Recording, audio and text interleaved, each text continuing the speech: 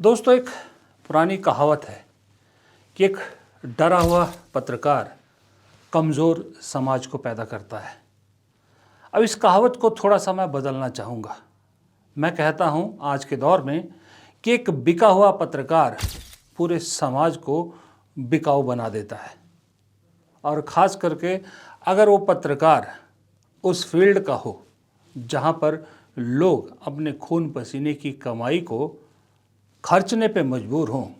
वहाँ पर अगर बिकाऊ पत्रकार आपसे झूठ कहे तो मेरे हिसाब से पत्रकारिता के फील्ड में इससे बड़ा क्राइम कुछ नहीं है। आप पॉलिटिकल पत्रकार हो, आप क्राइम पत्रकार हो, आप कुछ उसमें थोड़ा सा आटे में नमक जितना झूठ चल जाता है। लेकिन जहाँ आप किसी आम आदमी को, नौकरी पेशा आदमी को सिर्फ चंद खुशियों के नाम पर झूठ बोलें और उसे मजबूर करें कि वो अपनी जेब से पैसा निकाल के खर्च करे आपके झूठ के लपेटे में आके, तो ये मेरे हिसाब से गलती नहीं, गुनाह है। और इस गुनाह की सज़ा क्या होगी ये जनता ही तय करेगी। जब कोई पत्रकार, मैं भारत की बात कर रहा हूँ, पूरे दुनिया में कहीं भी चले जाइए, जब कोई युवा या बच्चा पत्रकार बनने की सोचता है तो जब उस फील्ड में आता है, पत्रकार बनने की फील्ड में आता है, नाम जर्नलिस्ट, इतना भारी भरकम नाम पत्रकार हिंदी में, जब इस फील्ड में आता है तो उसके सामने कई विकल्प होते हैं। एक विकल्प है कि आप फील्ड में जाना चाहते हो कि आप डेस्क पे करना चाहते हो। दूसरा विकल्प होता है कि फील्ड में आप राजनीतिक पत्रकारिता करना चाहते हो, खेल पत्रकारिता करना चाहते हो, इन्वेस्टिगेटिव पत्रकारिता करना चाहते हो, क्राइम पत्रकारिता करना चाहते हो, या फिर एंटरटेनमेंट पत्रकारिता करना चाहते हो। पॉलिटिकल पत्रकारिता एक बहुत बड़ा समंदर है। उसमें आप जितना गोता लगाओगे उतना गहरा जाते जाओगे, उतना आपको बहुत माल मिलता रहेगा। लेकिन उसमें यह है कि उसमें सच के साथ झूठ का तड़का चल जाता है, या इमेजिनेशन, कुछ स्पेकुलेशंस चल जाती हैं। खेल पत्रकारिता में आपको वही कहना होता है जो दिख रहा है सामने, आप झूठ नहीं बोल सकते। इसी तरह से आप इन्वेस्टिगेटिव जर्नलिज्म में भी झूठ नहीं बोल सकते। लेकिन खेल और इन्वेस्टिगेटिव जर्नलिज्म में झूठ नहीं बोल सकते, लेकिन कभी आपने बोल दिया या कुछ निकल गया तो उसका खामियाजा कोई बहुत बड़ा जनता को नहीं भुगतना पड़ता। लेकिन मेरे हिसाब से जो सबसे ग्लैमरस पत्रकारिता की फील्ड में है वो है इंटरटेनमेंट जर्नलिज्म। एक तो आप मुंबई जैसे शहर में अपना ठिकाना बनाते हैं, दूसरा चकाचौंध के माहौल से आप रूबरू होते हैं, सितारों के माहौल से रूबरू होते हैं, सितारों के बीच आपकी बैठक होती है, पैठ बनती है आपकी। वो सितारे जिनकी एक झलक पाने के लिए दुनिया भर के लोग लालायित रहते हैं, आप उनके ड्राइंग रूम तक पहुंच सकते हैं।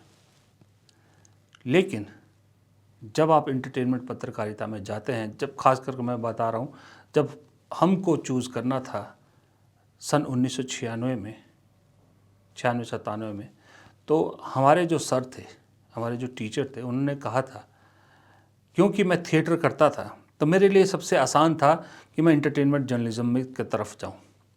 तो उस वक्त मेरे सर ने कहा था कि तुम जा सकते हो, लेकिन एक बात याद रखना कि ये जितना चमकदार है जर्नलिज्म, इंटरटेनमेंट जर्नलिज्म, उतना ही जिम्मेदारियों से भरा है। क्योंकि इससे आप अगर झूठ बोलोगे इस पत्रकारिता में रहकर, इस फील्ड में, तो आप लोगों की भावनाओं को आहत करोगे, और अगर आपने लोगों की भावनाओं को आहत किया तो मेरे हिसाब से इससे बड़ा गुनाह कुछ हो नहीं सकता। इसकी सज़ा आपको इस दुनिया के लोग तो नहीं दे सकते, लेकिन ऊपर वाला ज़रूर देगा। ये मेरे सर के शब्द थे जब चूज़ करना था, और यहीं मैं थम गया था। लेकिन आज इस देश में इंटरटेनमेंट जर्नलिज्म के नाम पर जो हो रहा है, तो मुझे अपने सर की वो बात याद आ गई। बड़ा अजीब है कि इस देश की जब राजनीतिक हालत दिखानी हो तो विदेशी मीडिया का सहारा लेना पड़ता है, विदेशी मीडिया आपको दिखाती है। ये इस देश की पत्रकारिता का हाल हो गया है, किसी भी फील्ड की। अब एंटरटेनमेंट इंडस्ट्री में क्या हो रहा है, एंटरटेनमेंट जर्नलिज्म किस तरह से बिक चुका है, ये जानने के लिए भी अब विदेशी पब्लिकेशंस हमारी आंखें खोल रही है। आजकल एक बड़ा गर्मा गर्म मुद्दा है, चर्चा में बना है कि किस तरह से एंटरटेनमेंट इंडस्ट्री में पेड जर्नलिज्म हो रहा है, यानी बिकाऊ पत्रकारिता हो रही है। किस तरह से फिल्मों के रिव्यूज़ पैसे देकर या पैसे लेकर लिखे जा रहे हैं। और इसका खुलासा करने के लिए जिस रिपोर्ट का जिक्र हो रहा है वो भारत की कोई न्यूज़पेपर या एजेंसी या कोई चैनल नहीं, अल जज़ीरा, एक विदेशी मीडिया हाउस ने इसे छापा है और पूरी रिपोर्ट छापी है। इस रिपोर्ट में एक एक पन्ना खोला है कि किस तरह से इस देश में एंटरटेनमेंट जर्नलिज्म के नाम पर बिकवाली चल रही है। बाकायदा इस पब्लिकेशन ने, अल जज़ीरा ने, एक रेट कार्ड छापा है। देखिए, मैं नहीं कह रहा कि रेट कार्ड सही है या गलत है, पर अल जज़ीरा ने छापा है ये, और जिसमें बाकायदा पब्लिकेशन हाउस के हिसाब से रेट तय है, पर आर्टिकल रेट तय है। देखिए, बड़ी शर्म की बात है, बहुत शर्म की बात है। अब ये एक चेहरा है, ये कोमल नाहटा, एक फिल्म समीक्षक है, ये ट्रेड एनालिस्ट भी हैं। इन्होंने इसके खिलाफ आवाज़ उठाई सबसे पहले कि भारत में कैसे जो है वो आंकड़ों के साथ हेरा फेरी की जा रही है फिल्म इंडस्ट्री में। मैंने भी इस पर एक वीडियो बनाया था कोमल नाहटा की बात को लेकर कि कोमल नाहटा बता रहे हैं कि किस तरह से एक पूरा सिंडिकेट चल रहा है जो पेड रिव्यूज़ करते हैं और गलत आंकड़ों की जानकारी जो है वो पब्लिश की जाती है। पहले इस पे बात करते हैं कि कोमल नाहटा क्या कहना चाह रहे हैं।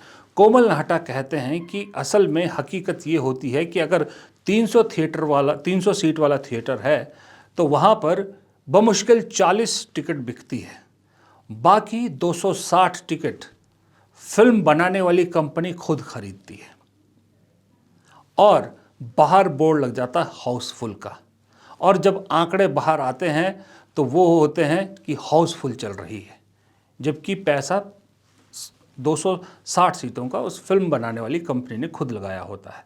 यानी हकीकत में सिर्फ 40 लोगों ने ये फिल्म देखी होती है और आंकड़ों में आपको दिखाया जाता है कि इस फिल्म ने फलां करोड़ का बिजनेस कर दिया, इस फिल्म ने इतना बड़ा 3 दिन में इतने करोड़ कमा लिए, इतने, जबकि उसका 1/3 भी उस फिल्म के पल्ले नहीं आया होता। ये हिंदी फिल्म इंडस्ट्री की बात कर रहा हूँ।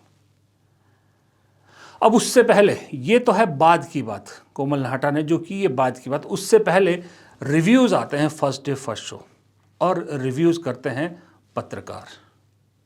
आज की डेट में एक तो मुझे समझ में नहीं आता कि कौन पत्रकार है कौन नहीं, ये बताना बड़ा मुश्किल है। हमारे वक्त में तो अगर आपके पास प्रॉपर जर्नलिज्म की डिग्री या डिप्लोमा नहीं है तो कोई मीडिया हाउस आपको गेट के अंदर तक नहीं आने देता था नौकरी करने के लिए। आजकल भारत में स्वयंभू पत्रकार बहुत हो गए हैं। मोबाइल जिसके हाथ में है, अच्छी कैमरा है उसका, वो पत्रकार है। ऐसे ही यूट्यूब, सोशल मीडिया पे, यूट्यूब और इंस्टाग्राम, फेसबुक पे दुनिया भर के पत्रकार हो गए हैं और इन्होंने इसे कमाई का साधन बना लिया है। अब जिस प्रोड्यूसर को बाद में मालूम है कि मुझे 260 टिकटें भी खरीदनी है, वो अपना वो नुकसान कम करने के लिए या उस बॉदरिंग को कम करने के लिए कोशिश करता है कि रिव्यूज़ अच्छे अच्छे दिए जाए, इसलिए ये पेड रिव्यूज़ किए जाते हैं। यानी जो भी पत्रकार हैं उन्हें पैसा दिया जाता है, बाकायदा डील की जाती है कि आप मेरी फिल्म पे इतने आर्टिकल लिखेंगे, मुझे 4 स्टार 4.5 स्टार दोगे तो इतने पैसे मिलेंगे। और वो पब्लिकेशन में कितना दम है, कितनी बड़ी पब्लिकेशन है, या आपका चैनल जो यूट्यूब या उस पर चलता है उसमें कितने आपके सब्सक्राइबर हैं, उस बेस पे आपके रेट तय होते हैं। लेकिन होते हैं 98% बिकाऊ है। पहले स्टेप में आपको ये लूटते हैं, ये बेवकूफ़ बनाते हैं, ये झूठ बोलते हैं। दूसरे स्टेप में फिल्म का प्रोड्यूसर झूठ बोलता है, जहां टिकटें खरीद के आपको हाउसफुल दिखाया जाता है और आपके दिमाग में फ्राइडे से एक इम्प्रेशन बनाने की कोशिश की जाती है कि यार ये फिल्म तो देखनी चाहिए। आप दफ्तर से आते हैं, थके आ रहे थे, कुछ आते हैं, लेकिन आपका परिवार घर में कहता है, आपके बच्चे कहते हैं कि पापा या मम्मी ये फ़िल्म ज़रूर देखनी है, फ़िल्म इतनी अच्छी है, इतने लोग देख रहे हैं, इतना पसंद किया जा रहा है, इतने पैसे कमा लिए इसका, देखिए इस रिव्यू में लिखा है, इसमें ये शानदार है, इसमें वो शानदार है। आदमी भी कहता है, या औरत, इनके दोनों में पेरेंट्स अगर वर्किंग है कोई भी, वो भी कहते हैं कि यार एक हफ्ते भर से ऑफिस की थकान मिटाने के लिए बेहतर है कि वीकेंड पे चलिए कोई फ़िल्म देख ली जाए, थोड़ा इंटरटेनमेंट किया जाए, अपनी इस हफ्ते भर की थकान को मिटाया जाए, थोड़ा दिमाग फ्रेश किया जाए। ये हम और आप अच्छी तरह से जानते हैं कि आज की डेट में अगर 2 हस्बैंड वाइफ और 2 बच्चों का यानी 4 लोगों का परिवार फ़िल्म देखने जाता है कहीं भी, तो ना चाहते हुए भी मिनिमम से मिनिमम 2-2.5 हज़ार रुपया उसका खर्च होता ही होता है। आप खुशी खुशी खर्च करते हो कि चलिए परिवार खुश है, कोई बात नहीं, एंटरटेनमेंट हो गया, कोई बात नहीं, 2-2.5 हज़ार खर्च हो गया तो क्या हो गया। लेकिन आपको दुख तब होता है, आपके मुंह से बद्दुआ तब निकलती है जब जो आपने पढ़ा होता है, जो आपको पढ़ाया जाता है, जो दिखाया जाता है, थिएटर में पहुंच के उसके बिल्कुल उलट आप देखते हैं।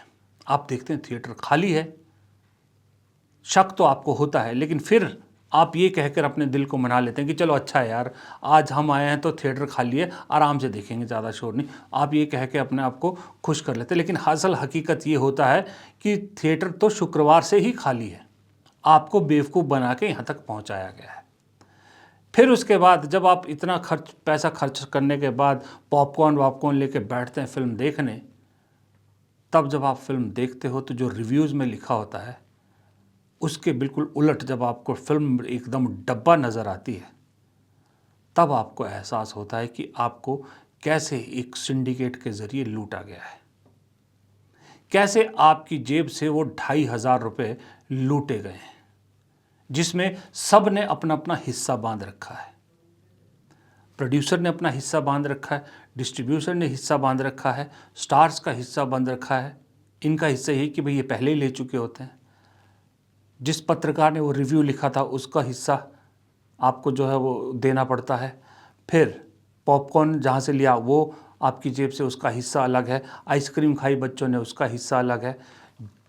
जिस ऑटो से आप गए उसका भी हिस्सा हुआ, उसका भी हिस्सा आपने दिया। या आप अपनी गाड़ी से गए तो जितना पेट्रोल खर्चा, जिस पंप से वो पेट्रोल भरवाएंगे, वो हिस्सा भी आपकी जेब से। आप सोचिए आपने कितने लोगों को हिस्सा दिया, कितने लोगों को उस एक आर्टिकल, उस एक गलत झूठे रिव्यू ने कितने लोगों को आपको ठगने का मौका दिया, या यूं कहें कि आपकी जेब से कितने लोगों को पैसा गया।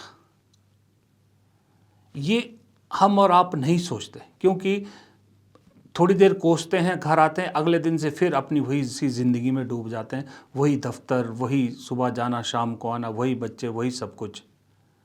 लेकिन कभी बैठ के सोचिएगा ज़रूर कि वो जो आपकी जेब से 2.5 हज़ार रुपये गए हैं, क्या वो सिर्फ आप ही थे, या आप जैसे कितने लोग कतार में थे उस दिन जो ठगे गए, और कितने लोग और ठगे जाएंगे। और इन ठगने वालों को कि एक ठग है जो फिल्म प्रोड्यूसर है, जो बना रहे हैं, और दूसरे ठगे जाने वाले आप, इन दोनों के बीच में कड़ी कौन बना? कड़ी बना ये बिका हुआ पत्रकार। और ये पत्रकार बिका क्यों? क्योंकि देश की पूरी मीडिया ही इस वक्त बिका हुआ है।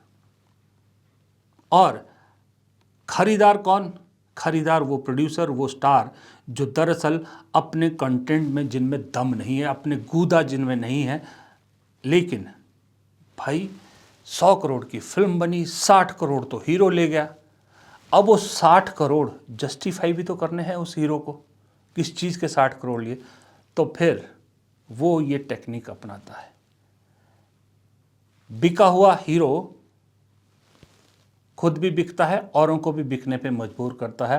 प्रोड्यूसर को कहता है अगर आपको फिल्म चलानी है, फिल्म पर पैसा कमाना है, तो ये करिए।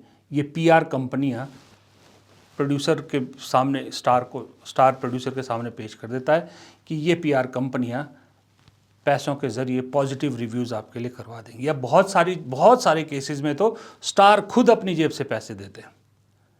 स्टार पैसे देते हैं पॉजिटिव रिव्यूज़ के लिए, क्योंकि उसको लगता है कि इस फिल्म में मैंने 60 करोड़ लिए हैं, अगर ये फिल्म नहीं चली तो अगली फिल्म में 60 करोड़ तो छोड़िए, मुझे कोई 60 लाख दे के भी फिल्म में हीरो नहीं लेगा।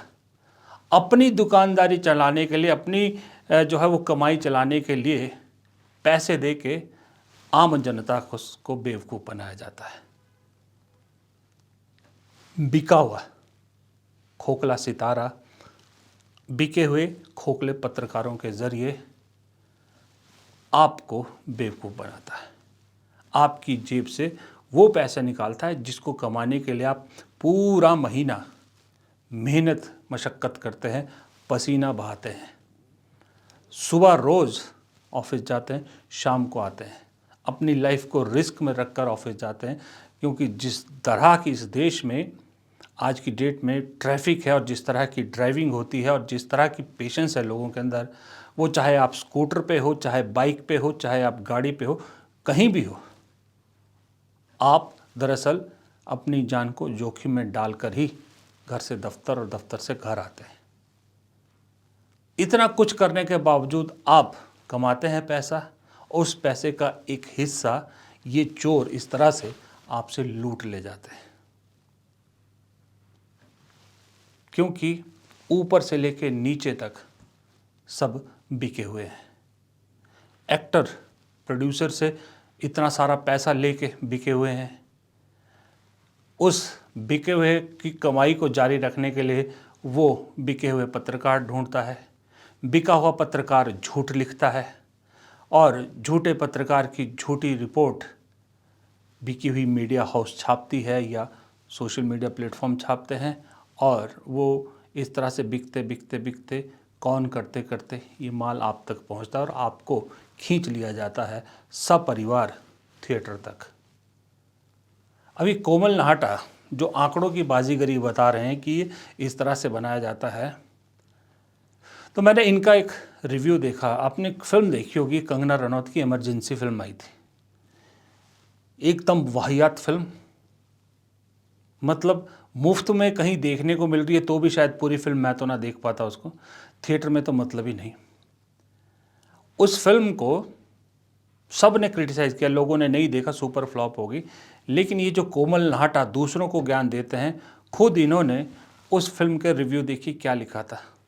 इस फिल्म में भर भर के तारीफ़ की है कंगना रनौत और फिल्म की, बस बीच में कुछ एक लूप होल छोड़ें कि ये थोड़ा सा टाइट होना चाहिए था, ये थोड़ा सा टाइट होना चाहिए था, और आखिरी की ये 1.5 लाइन पढ़ लीजिए आप, इससे आपको पूरे कोमल नाहटा के रिव्यू का आर्टिकल का जो है रिव्यू आर्टिकल का पूरा सार मिल जाएगा।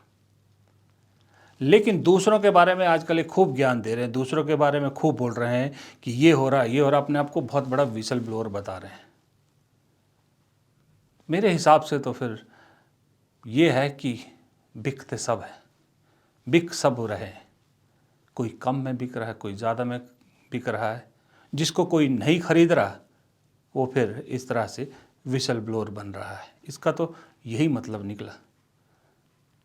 लेकिन इस सब के बीच में दुख इस चीज़ का है कि ये जो बिके हुए हैं, ठीक है बिके हैं, इनका ईमान बिक गया है, लेकिन इसमें आम लोगों को क्यों बेवकूफ़ बनाया जा रहा है। और दूसरी बात, पत्रकारिता का ये हाल हो गया है कि अब हमें आईना दिखाने के लिए भी विदेशी पब्लिकेशंस को आना पड़ेगा।